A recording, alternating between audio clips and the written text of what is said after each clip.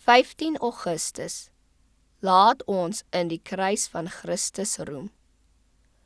Ons moet nie op ons rykdom roem nie. Laat die ryke hom nie beroem op sy rykdom nie. Jeremia 9 vers 23.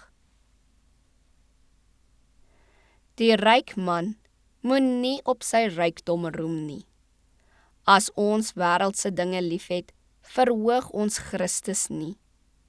Die Satan wil ons gedagtes graag met die dinge van hierdie lewe besig hou, sodat ons die hoër lewe uit die oog sal verloor. Maar ons kan dit nie bekostig om aan sy planne toe te gee nie. Christus is die bron van alle tydelike en geestelike seëninge. As hy rykdom aan ons gegee het, mag ons dit nie vir onsself toeëien nie.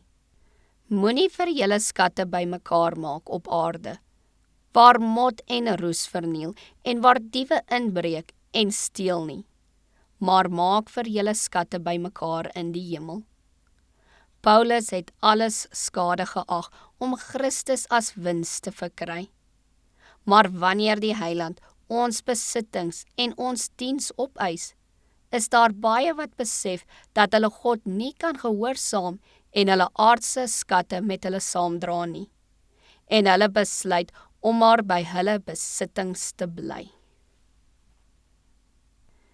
Hoe kan diegene wat verwag om voor die troon van God te staan en bekleed te wees met sy geregtigheid, God wantrou en vrees dat hy hulle aan armoede sal oorgee? Waar is ons geloof?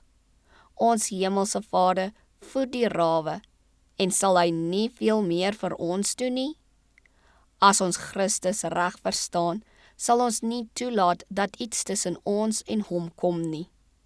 Diegene wat probeer uitvind hoe na hulle aan die wêreld kan lewe en tog in die hemel kan kom, sal net nagenoeg kom om uit die hemel uitgesluit te wees.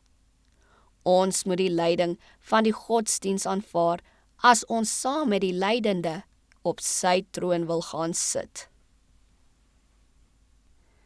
Hoewel dit vir ons wettig is om rykdom te verkry, moet die geld wat ons besit net as 'n stryk beskou word. Nie iets om te verkwis nie, maar om in die diens van die Here gebruik te word. Dit moet ons vaste voorneme wees om die bevele van ons leidsman te gehoorsaam en so vir ons in die hemel rykdom te versamel. Dan, sodra alles in hierdie wêreld tot niet gaan, sal ons 'n onuitputlike skat in die hemel hê.